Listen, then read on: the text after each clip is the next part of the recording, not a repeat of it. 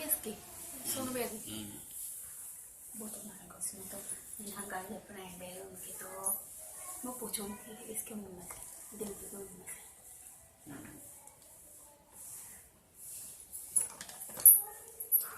सच में करती थी। नमस्कार दोस्तों, आज हम बात करने हैं कॉमर्स के रिगार्डिंग ट्रेडिंग अकाउंट कैसे बनाएं। ट्रेडिंग अकाउंट कैसे बनाते हैं, डेबिट साइड पे कौन सी मदें आती हैं, क्रेडिट साइड पे कौन सी मदें आएंगी, उनके बारे में चर्चा करेंगे। वीडियो अच्छा लगे तो लाइक और शेयर करना है। चैनल अभी तक सब्सक्राइब नहीं किए हैं तो सब्सक्राइब करके बेल आइकन प्रेस करना है ताकि आने वाले वीडियो की नोटिफिकेशन आपको मिल सके। स्टार्ट करते हैं ट्रेडिंग अकाउंट। ट्रेडिंग अकाउंट में इस साइड पे खर्चे आएंगे, इस साइड पे इनकम आएगी। ठीक है, इस साइड पे जो भी खर्चे होंगे, जो भी एक्सपेंसेस होंगे वो आते हैं, और इस साइड पे जो भी प्रॉफिट होगा, जो भी इनकम होगी वो आते हैं। मतलब पैसा आएगा इधर से, पैसा जाएगा इधर से। ठीक है, अब बात करते हैं सबसे पहले क्या लिखा जाता है। तो ट्रेडिंग अकाउंट में सबसे पहले लिखा जाता है trading account for the year ending. इसके बाद में जिस साल का भी ट्रेडिंग अकाउंट बनाया जा रहा है वो यहां पर आ जाएगी। जैसे 31 मार्च 2022, 31 मार्च 2020 जो भी है ईयर एंडिंग होगा वो यहां पर लिखा जाएगा। उसके बाद यहां पर पर्टिकुलर लिखा जाएगा, यहां पर अमाउंट लिखा जाएगा, और यहां पर पर्टिकुलर अमाउंट। ये डेबिट साइड है और ये क्रेडिट साइड है। ठीक है, सबसे पहले आपको क्या करना है, ओपनिंग स्टॉक लिखा जाएगा। सबसे पहले क्या लिखा जाएगा, ओपनिंग स्टॉक। ओपनिंग स्टॉक जैसे कि to opening stock, opening stock. उसके बाद आपको क्या करना है, इस साइड पे to purchase, to purchase, purchase जो कि सामान जो भी गुड्स खरीदा है वो आएगा, वो कितने का है, जो भी वैल्यू है वो यहां पर लिखी जाएगी। ठीक है, अब परचेज में से हम अगर माइनस, मान लो कोई परचेज रिटर्न हो जाता है, कोई माल उनको समझ में नहीं आया ग्राहक को, तो वापस कर देता है, रिटर्न कर देता है खरीदा हुआ। जैसे कि मान लो अपन ने किसी सामान को कहीं से खरीदा है और हमें समझ में नहीं आया तो अपन क्या करते हैं, वापस लौटा देते हैं। ठीक है, तो उसको कहेंगे परचेज रिटर्न, परचेज रिटर्न। इसको एक और नाम से आपको लिखा जा सकता है कि रिटर्न, रिटर्न, रिटर्न, या फिर रिटर्न आउटवर्ड। ठीक है, रिटर्न आउटवर्ड लिखा जा सकता है। तो परचेज रिटर्न कह सकते हैं या परचेज आउटवर्ड लिखा जा सकता है, रिटर्न आउटवर्ड लिखा जा सकता है। ये परचेज की वैल्यू जो आएगी उसमें से माइनस करके यहां पर लिखना है। ठीक है, जो परचेज की वैल्यू होगी उसमें से माइनस करके परचेज रिटर्न या परचेज रिटर्न और रिटर्न आउटवर्ड लिख के माइनस कर देंगे। ठीक है, उसके बाद यहां पर आएगा डायरेक्ट एक्सपेंसेज की बात करते हैं। तो डायरेक्ट एक्सपेंसेज में सबसे पहले आपको याद रखना है वेजेज। वेजेज डेबिट साइड पे आता है, wages and salary.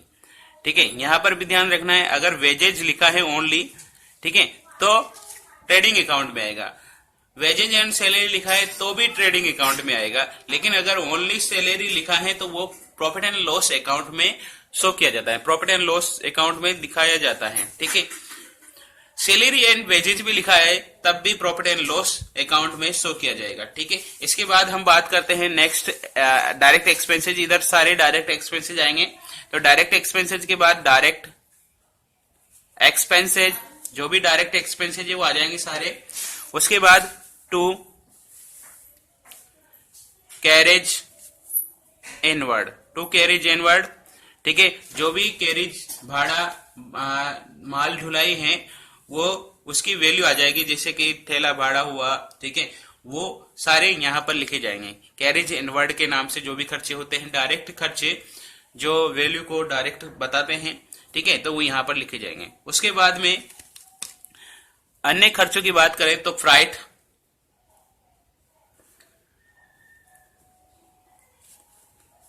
Fuel and power. ठीक है, इनमें से कोई सा भी खर्चा हो तो वो भी ट्रेडिंग अकाउंट के डेबिट साइड पे शो किया जाएगा। ट्रेडिंग अकाउंट के डेबिट साइड पे शो किया जाएगा फ्राइट, फ्यूल एंड पावर। ठीक है, ये लाइट के खर्चे, जो भी पावर्स के खर्चे हैं, पावर ऑन करने में डायरेक्ट मशीन यूज होती है तो डायरेक्ट एक्सपेंसेज में गिने जाते हैं। ठीक है, उसके अलावा अगर गैस का यूज हो रहा है डायरेक्टली तो गैस फ्यूल हो सकता है। ठीक है, फ्यूल हो सकता है, और पावर, ठीक है, ये इसमें आ जाता है, ठीक है। इसके अलावा अगर ऑक्ट्री दे रखी है, ऑक्ट्री, ठीक है, तो ऑक्ट्री भी इसमें आएगी। इसके अलावा अगर कैरेस कार्टेज लगा हुआ है तो उसका भी खर्चा इसमें लिखा जाएगा। इसके अलावा मैन्युफैक्चरिंग एक्सपेंसेज, मैन्युफैक्चरिंग एक्सपेंसेज, तो मैन्युफैक्चरिंग एक्सपेंसेज जो भी आएगा वो इस वैल्यू में आ जाएगा, ठीक है।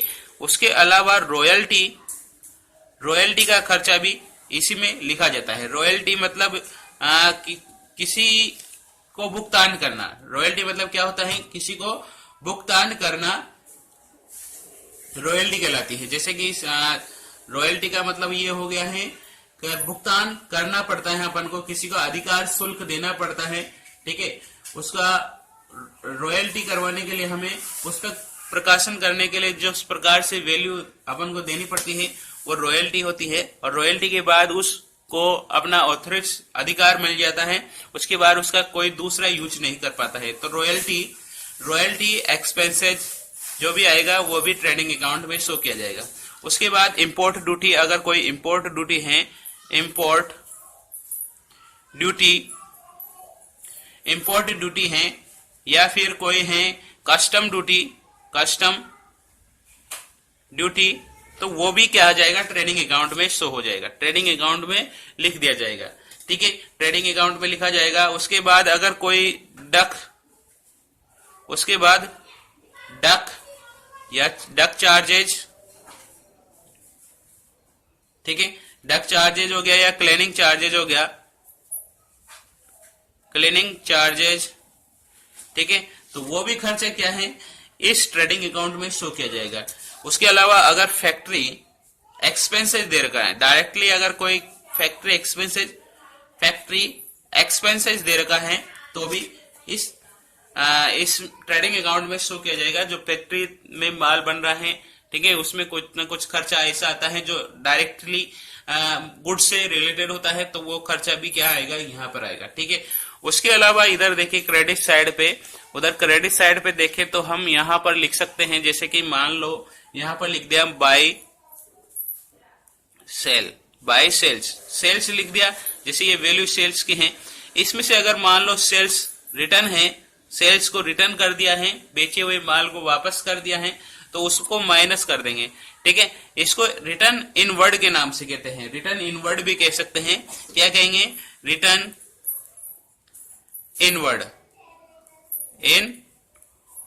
भी कह सकते हैं। तो ये नाम आ सकता है आपके, ठीक है। रिटर्न वर्ड, सेल्स रिटर्न की जगह रिटर्न इनवर्ड भी लिखा आ सकता है, ठीक है। उसके बाद हम सबसे पहले क्या करेंगे, इस तरफ से जो भी क्रेडिट साइड की उसका टोटल कर लेते हैं और डेबिट साइड का टोटल कर लेते हैं, ठीक है। जो भी वैल्यू आएगी, अगर वैल्यू इधर की आती है ज्यादा और इधर की कम आती है, ठीक है, क्रेडिट साइड की कम आती है, डेबिट साइड पे ज्यादा आती है, तो इधर आ जाएगा बाय ग्रॉस लॉस, ठीक है। अगर मान लो जी इधर की वैल्यू ज्यादा आती है, इधर की कम आती है, तो इधर लिखा जाएगा टू प्रॉफिट, ग्रॉस प्रॉफिट, ठीक है। ये ग्रॉस प्रॉफिट कहाँ जाएगा, ये ट्रेडिंग अकाउंट में, ट्रेडिंग अकाउंट का ग्रॉस प्रॉफिट होता है वो नेट प्रॉफिट अकाउंट में, प्रॉफिट एंड लॉस अकाउंट में शो किया जाता है, ठीक है। प्रॉफिट एंड लॉस अकाउंट में किस साइड पे जाएगा, ये क्रेडिट साइड पे लिखा जाएगा, ठीक है। और अगर लॉस होता है तो वो डेबिट साइड पे लिखा जाता है, ठीक है। तो ये अपन ने आज इसका फॉर्मेट देखा।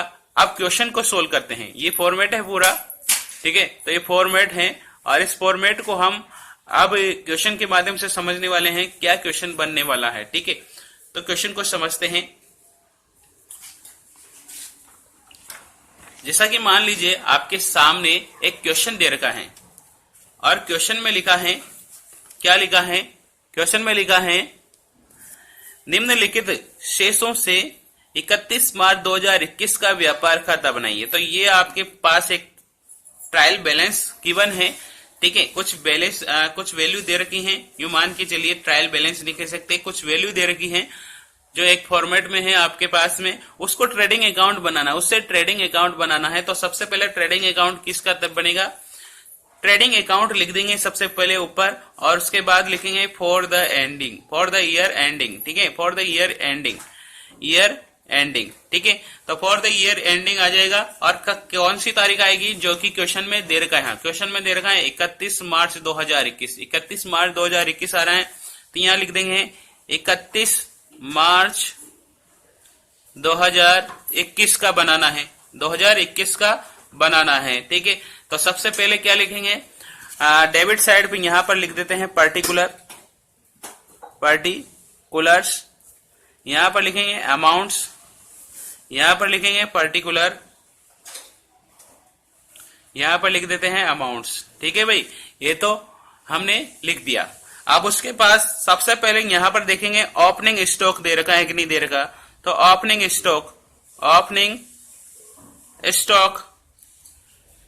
स्टॉक हमें क्वेश्चन में गिवन है, ओपनिंग स्टॉक है कितना है 4 लाख रुपए, तो 4 लाख रुपए हमने लिख दे हैं, ये 4 लाख रुपए, ठीक है। ओपनिंग स्टॉक के बाद हम देखेंगे, ओपनिंग स्टॉक के बाद परचेज देखेंगे, तो परचेज क्वेश्चन में हमें गिवन है, क्वेश्चन में कितना गिवन है परचेज, देखो परचेज दे रखा है हमें, परचेज दे रखा है 15 लाख का, तो लिख देंगे यहां पर टू परचेज